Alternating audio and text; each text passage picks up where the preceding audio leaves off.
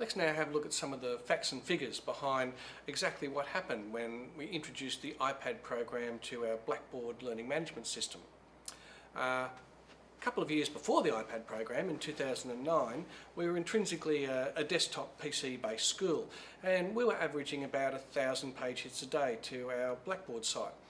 We were pretty happy with this level of activity, and as the program became more and more successful, we discovered that hosting Blackboard on site was starting to cause bottlenecks for us.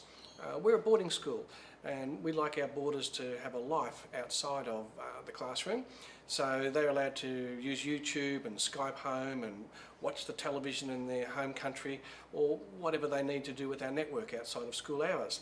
This meant that as our day students were at home trying to come into Blackboard, they were actually competing for bandwidth with our boarders, and things were starting to slow down.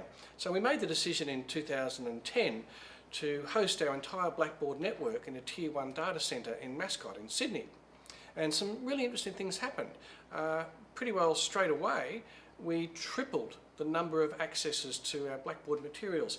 Now, this tripling occurred not because the curriculum was 3 times better, much in all as we wish that was the case. Things were significantly faster.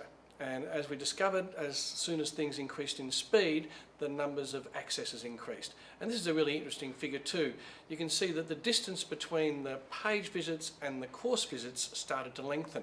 This meant that the students were spending a lot more time inside the courses interacting with the materials. So, in 2009 we're at this level, 2010 we're at this level, and 2011 we introduced the iPad program. Now, I bravely predicted that things might double again. This is why you never buy real estate off me. 32,000 page hits on our very first day of the system. And 2012 and 2013, the figures have been just as stark. It always blows my mind when I see how many students are accessing the system in this manner. And you might notice the red dotted line there. You can see the dips where the school holidays occur.